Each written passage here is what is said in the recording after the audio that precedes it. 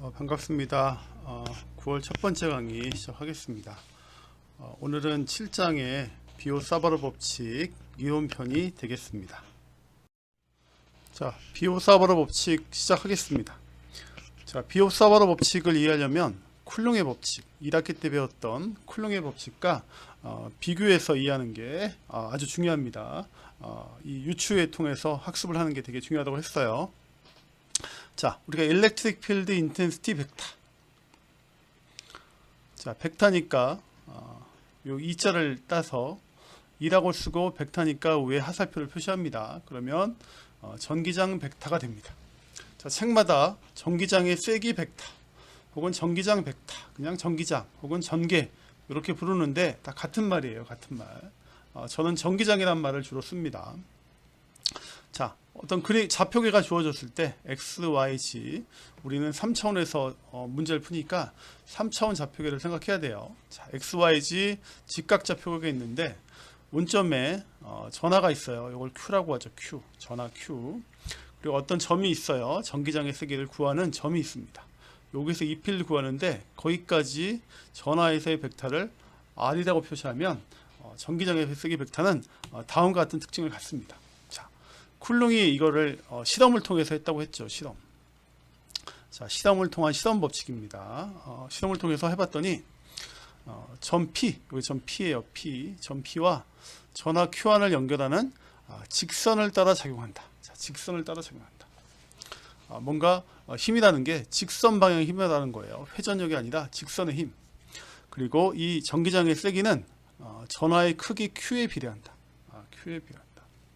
자, 그리고 거리 제곱에 반비례한다. 자, 실험을 해봤더니 거리 제곱에 반비례한다. 그리고 이 공간을 차지하는 물질 유전율에 의해서 값이 또 달라진다. 자, 매질과 관련돼 있다. 자, 그리고 이걸 측정할 때, 이거를 전기장의 세기 벡터를 구할 때 힘에서부터 구했어요. 힘에서부터 요 P점에서의 전하를 떼어내서 구했기 때문에 기호는 힘입니다. 그리고 실제 전하가 있으면 무조건 실제로 존재하는 벡터입니다. 자, 측정을 했으니까 존재하니까 측정을 했겠죠. 그래서 측정이 가능합니다. 자, 그래서 쿨롱의 실험 법칙. 자, 이게 전기장의 세기 벡터를 구하는 가장 기초적인 방법입니다. 그렇죠? 자, 2학기 때 전자기학2에서는 자기장에 대한 걸 배우는데 유사하게 유추가 돼요. 자, 일렉트릭 대신에 뭘 붙인다? 마그네틱. 자, 그래서 마그네틱 필드 인텐시티 벡터가 됩니다. 자, 그리고 기호로는 H라는 벡터를 씁니다. H. 그리고 벡터니까 하살표 표시하고. 자, 전기장의 세기처럼 자기장의 세기. 자기장, 자계 다 같은 말이에요. 자, 이렇게 표시한다. 자, 요거는 움직이는 전하니까 전하가 움직일 때 어떤 전하가 움직임이 전류죠. 전류가 있을 때 거기에 회전력으로 작용한다. 자, 그래서 쿨롱의 실험 법칙에 대응되는 게 비오 사바르의 법칙입니다. 자, 비오라는 사람이 있고 사바르라는 사람이 있는데 둘이 합쳐서 만든 법칙이라는 뜻이겠죠. 자, 이거는 아이디어란 법칙입니다. 실험 법칙이 아니에요. 실제 자기장의 벡터는 B라는 벡터를 따로 배우는데 그게 존재하는 거고 얘는 아이디어란 벡터입니다. 자, 그래서 아이디어를 중심으로 오른나사 방향으로 작용한다. 그래서 직선이 아니라 곡선을 따라 작용한다. 곡선을 따라 작용한다. 그래서 회전력이라는 뜻이죠. 자, 그리고 전하 Q에 비례한 것처럼 얘도 전류, 그리고 전류의 방향 벡터, 미소 단위 벡터 방향이 있으니까 전류에 그거의 크기에 비례한다. 그리고 전류속까지 거리의 제곱에 반비례한다. 이건 같아요. 자, 근데 특이한 게 매질과 무관합니다. 자, 매질에 대한 게 없어요. 매질이 없다. 매질에 무관하다는 얘기는 실제 존재하지 않는 거예요. 그래서 이상적인 벡터입니다. 이상적인 벡터. 자, 쿨롱의 법칙은 실제 존재하는 거예요. 측정이 가능한데 자기장의 세기 벡터는 실제 존재하지 않기 때문에 측정은 불가능합니다. 측정은 불가능해요. 이상적으로 개념적으로 존재하는 벡터라고 이해하시면 되겠습니다. 자, 쿨롱의 법칙과 비오사바로 법칙 비교 계속 진행합니다. 자, 쿨롱의 실험 법칙. 자, 이 필드는 매질과 관련되고 거리 제곱에 반비례하고 전하에 비례하고 전하 Q와 측정 전까지의 벡터 R에 비례한다. R의 방향으로 간다. 직선으로 적용한다. 라고 배웠습니다. 자, 요거를 미분을 취해 볼게요. 미분을 취해 본다. 자, 그러면 미분소 D가 붙겠죠. D가 붙고. 자, 이 중에 전하가 아주 미소 전하일 때, 그래서 DQ가 해당되는 게 이 벡터의 미분에 대한 값입니다. 자, 요거는 물질과 관계되는 존재하는 필드라고 했어요. 자, 비호 서버의 법칙. 자, 이건 이상적인 법칙이니까 시작이 이렇게 올라가야 됩니다. 올라가야 돼요. 자, 그러면 D에 상대되는 거 요거를 좀 보면, 자, 물질과 무관하니까 여기가 그냥 4파이만 있어요. 이런 물질과 관계된 함수가 빠졌죠. 거리 제곱에 비례하는 건 똑같고, 그리고 방향은 회전역이기 때문에 외적으로 표현되고 DQ 대신에 ID에 미분 전류소에 해당됩니다. 자, 해당된다. 자, 그러면 H 필드는 어떻게 될까요? 이렇게 되겠죠. 4파이분의 1, 요거는 상수니까 앞으로 빼고, 자, 적분이 되겠죠. IDL에 대해서 적분하는 거죠. 자, R도 전류에 따라 변할 수 있으니까 적분 안으로 들어가고요. 그리고 단위 벡터도 적분 안으로 들어갑니다. 자, 이렇게 표현하는 게 비호 서버러 법칙인 거죠. 자, 이거 단위를 이번엔 봅시다. 단위. 자, 분자에 전류가 있고 그리고 미분소가 있으니까 I에 의해서 암페어가 있고 DL에 의해서 미터가 있는 거죠. 암메타. 자, 그리고 분모가 R의 제곱이니까 미터 제곱이죠. 그래서 단위는 암페어 퍼 미터가 됩니다. 암페어 퍼 미터. 자, 전기장은 어떻게 될까요? 전기장은 여기서 나왔기 때문에, 힘에서 나왔기 때문에 F라는 게 뉴턴이고, 뉴턴에서 전화 하나 띈 거니까 이 필드는 뉴턴 퍼 쿨롱이 되고, 요게 미분소로 바뀌었을 뿐이니까 단위는 변하지 않죠. 뉴턴 퍼 쿨롱입니다. 자, 그래서 원래 정의식에서 온 거는 뉴턴 퍼 쿨롱. 자, 근데 얘랑 뭔가 상대적으로 대응돼야 되기 때문에 우리가 스칼라 필드라는 이상적인 값을 도입을 해서 볼테지 퍼 미터로 표현하는 게 더 일반적이다. 자, 그래서 이것도 이렇게 대응이 된다 라고 이해하시면 되겠습니다. 자, 비오사우로 법칙이 쿨롱의 실험 법칙에 비교해서 좀 더 어려운 거는 방향을 갖고 있기 때문에 그렇습니다. 그래서 방향을 잘 이해해야 됩니다. 우리가 외적으로 표현할 때 방향이 되게 중요하다. 자, 그림을 잘 보시면 전류가 있을 때 엄지손가락을 전류방향, 엄지를 전류방향에 놓고 나머지 네 손가락의 방향이 비오 사바로 법칙에서 얘기하는 자기장의 방향이 됩니다. 자기장의 방향이 된다. 자, 그래서 꼭 오른손으로 해야 돼요. 오른손. 자, 오른손에 따라서 이렇게 정의가 된다. 자, 요거는 오른나사 방향과 같아서 오른나사 방향이라고 합니다. 자, 오른나사는 오른쪽으로 돌릴 때 나사가 안으로 들어가죠. 왼나사는 반대고, 그래서 무조건 오른쪽이 기본입니다. 자, 오른나사의 방향이나 오른손의 방향을 이해하면 되겠습니다.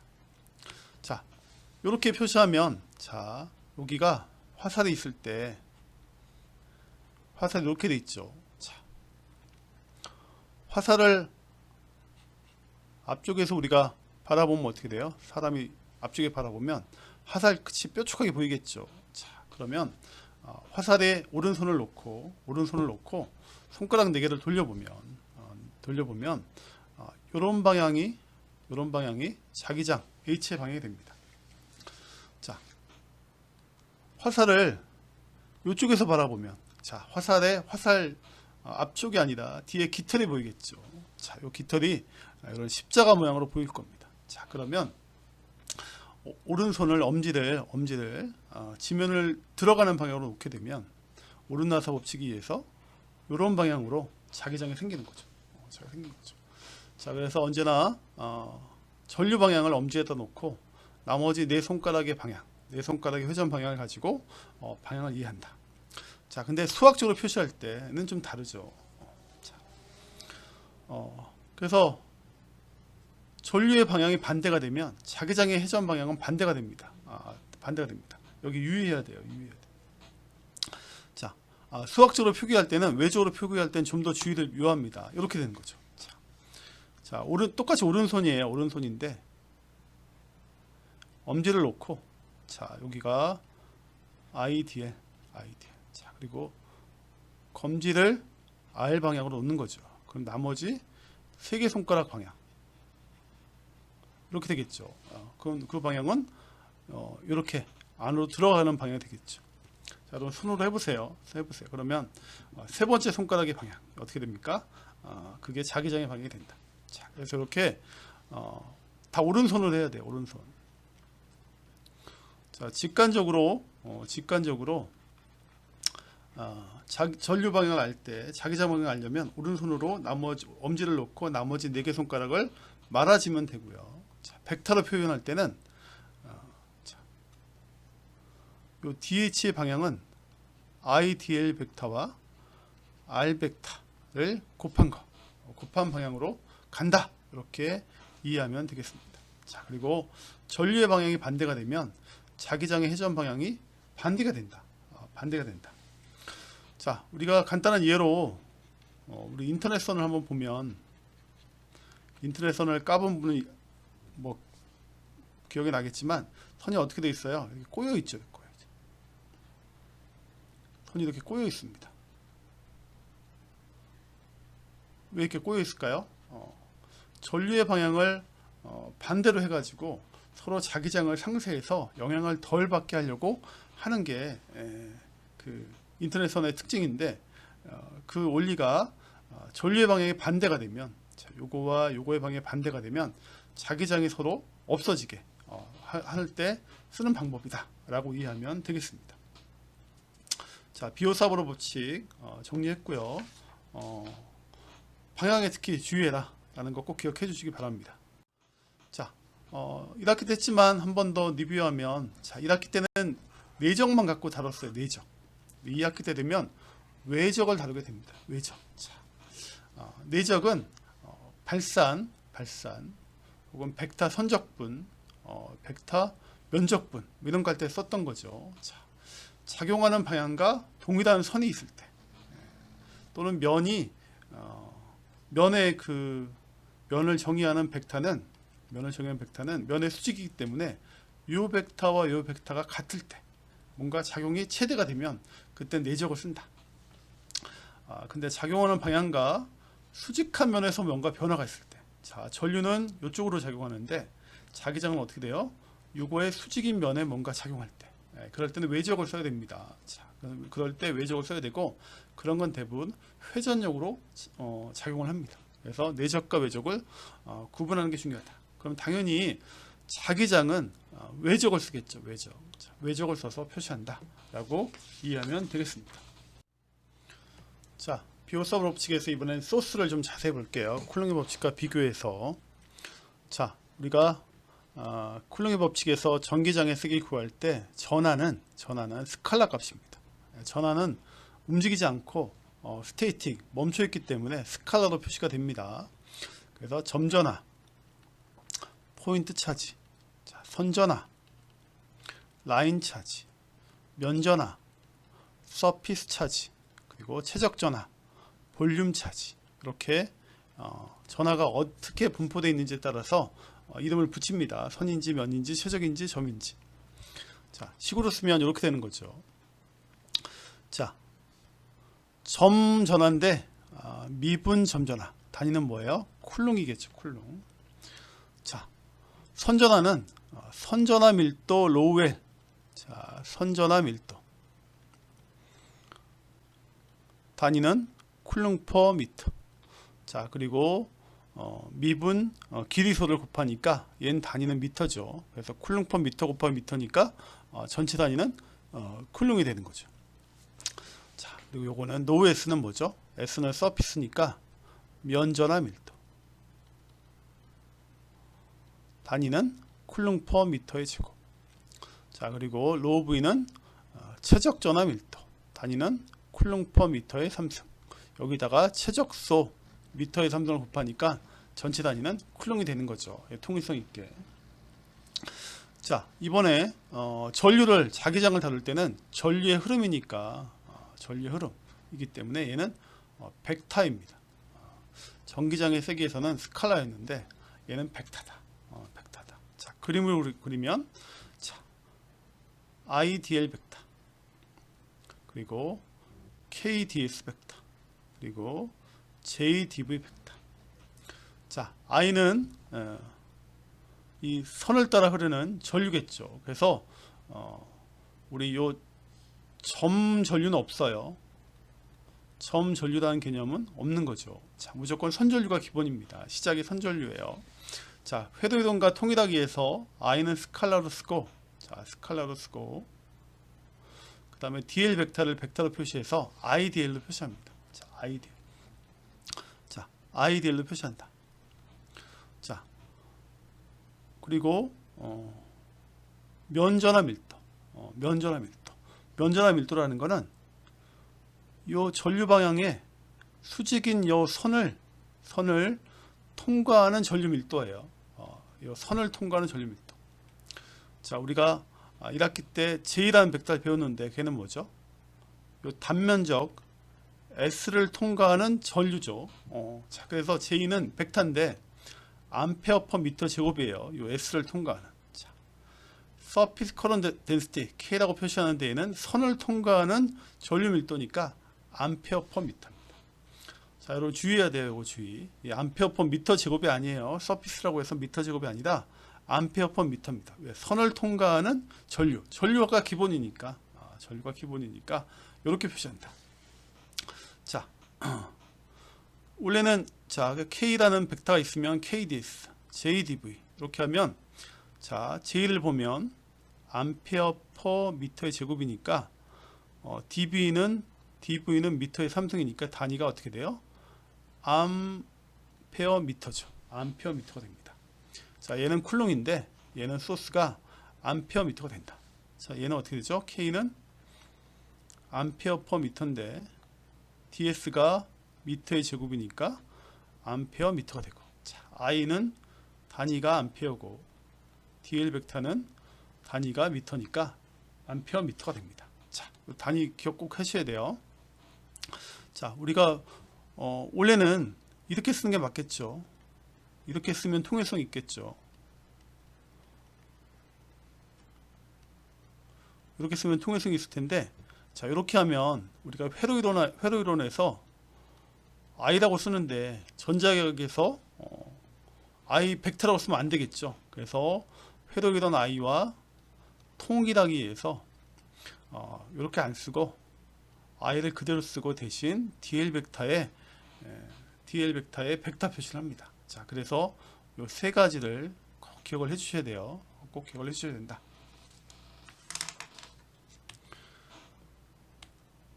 자, 그러면 이제 우리가 IDL 정의했고 KDS 정의했고, 자, JDV 정의했으니까 이제 HP를 구할 수 있겠죠. 자, IDL을 바탕으로는 4파이분의 1 아래 제곱 IDL 크로스 어떤 측정하려는 점이 있으면 요 점까지의 벡터 R 벡터를 구해서 그거의 단위 벡터를 외적으로 치면 방향을 구할 수 있다. 자, KDS는 어떻게 되죠? DH 벡터가 IDL 대신에 KDS만 집어넣으면 되죠. 자, JDV는 자, 요 비오사브로 법칙에서 IDL 대신에 JDV만 집어넣으면, 자, 한번 구해볼게요. 자, 실제 여러 예제를 해야 되는데 첫 시간이니까 가장 간단한 예제 하나만 하겠습니다. 자, 무한대 전류에 의한 자기장 구하기.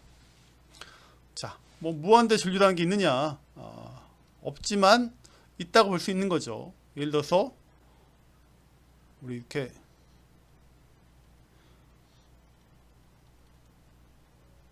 땅이 있고 전봇대가 있고 여기 전기선이 있다고 합시다. 그러면 이 전기선은 아주 긴 선이니까 여기 있는 사람이 봤을 때는 인피니트 커런트라고 볼 수 있는 거죠. 자, 이런 문제 다룰 때 인피니트 커런트라고 합니다. 자, 점 A, 점 P에서 자기장 H를 구하라 라는 문제가 있다고 합시다. 자, 그러면 제일 먼저 할 게 뭐죠? 좌표계에 놔야 되겠죠. 좌표계에 위치를 시켜야 되겠죠. 자, 보통 Z축에다 놓습니다. Z축에 놓습니다. 자, 그리고 이런 문제는 온통 좌표계로 풀죠. 자, 온통 좌표계. 자, 온통 좌표계. 자, 선전하니까 어떻게 하죠? 미분설 잡아야죠. 자, 여기에 전류 I가 흐르고, 자, DL 벡터는 어떻게 됩니까? DZ, AZ. 그러면 IDL은 DZ, I, AZ 이렇게 표시할 수 있겠죠. 자, 이렇게 선전화에 의한 미분소 벡터 잡는 거죠. 자, 그럼 내가 측정할 점을 P라고 놓고 여기까지의 벡터를 R이라고 하면, 자, R 벡터는 여기가 온점이 있을 때, 자, 이렇게 가면 되겠죠. 자, 그럼 R 벡터는 로우 A로 빼기 ZAZ면 벡터 에디션에 의해서 R 벡터를 표시할 수 있습니다. 자, 근데 우리가 R 벡터 구하는 게 아니라 AR 벡터를 구하는 거죠. 그러면 AR 벡터는 크기를 1로 만들어줘야 되니까 루트 로우 제곱 플러스 Z 제곱분의 1 로우 A로 빼기 ZAZ 이렇게 표시해서 이 벡터를 여기다 집어넣고, 자, IDL은 IDZ, AZ 이렇게 넣어가지고 식을 쓰면 되겠습니다. 자, 그러면 DH 벡터는, 자, 4파이분의 1, 자, R 제곱이니까 로우 제곱 플러스 Z 제곱이죠. 여기 R 제곱이죠. 얘는 로우 제곱 플러스 Z 제곱의 루트니까 요거의 제곱은 로우 제곱 더하기 Z 제곱. 자, IDL은 IDZ, AZ. 외적, 그리고 단위 벡터. 요게 AR 벡터죠. 자, 이렇게 표시하면 됩니다. 자, 그럼 이거 정리해야 되겠죠. 적분해야 되겠죠. 자, 적분 어떻게? DZ이 마이너스 무한대부터 무한대까지. 자, 그러면 적분하기 전에, 자, 잘 보시면 AZ 벡터가 있으니까 AZ 외적 A로 오는 A파이죠. 그리고 AZ 크로스 AZ는 0이죠. 외적의 특성에 의해서. 자, 요거 잘 모르시면 벡터 좌표계 벡터 다시 한번 공부를 해야 되겠죠. 자, 그래서 얘는 할 필요가 없습니다. AZ 외적이니까 없으니까 얘는 없어도 됩니다. 자, 그러면 여기까지만 쓰면 되겠죠. 얘는 없어도 되니까. 자, 적분하면 H는, 자, 4파이 상수 I 여기 로우가 있죠. 로우 앞으로 빼고, 그리고 AZ A로 외적한 건 A파이. 자, A파이가 들어갔습니다. 자, 그리고 마이너스 무한대부터 무한대까지. 자, 그리고 Z의 변화에 따라 변하는 건 다 넣어야 되겠죠. 로우 제곱 플러스 Z 제곱에 루트 로우 제곱 플러스 Z 제곱이니까 로우 제곱 플러스 Z 제곱의 2분의 3승. 자, 로우는 뺐으니까 위는 분모는 DZ만 나옵니다. 자, 요 적분을 풀면 되는 거죠. 자, 오늘 첫 시간이니까 적분을 더 풀어보진 않고 적분표를 이용해 보겠습니다. 자, 적분표 책의 맨 뒤를 살펴보시면, 자, 이렇게 표시할 수 있다는 걸 알 수 있을 거예요. 자, 책의 부록에 있습니다. 자, 이걸 집어넣는 거죠. 자, 로우 제곱분의, 여기 대신에 로우 제곱분의 2. 자, 그럼 H 벡터는 어떻게 될까요? 2가 4하고 지워져서 2가 남고, 파이 그대로. 그 다음에 로우 제곱분의 로우니까 로우만 남겠죠. 그리고 I 남고. 그래서 2파이 로우분의 I, A파이라는 전기장의, 자기장의 세기 벡터를 구할 수 있다. 자, 요게 여기까지가 비오 사버러 법칙의 이론입니다. 그래서 IDL 벡터 정의하고, 그 다음에 단위 벡터 구하고, 그 다음에 외적의 특성 이용하고, 적분을 적절히 해서 H 벡터, 이상적인 자기장의 세기 벡터를 구하면 됩니다.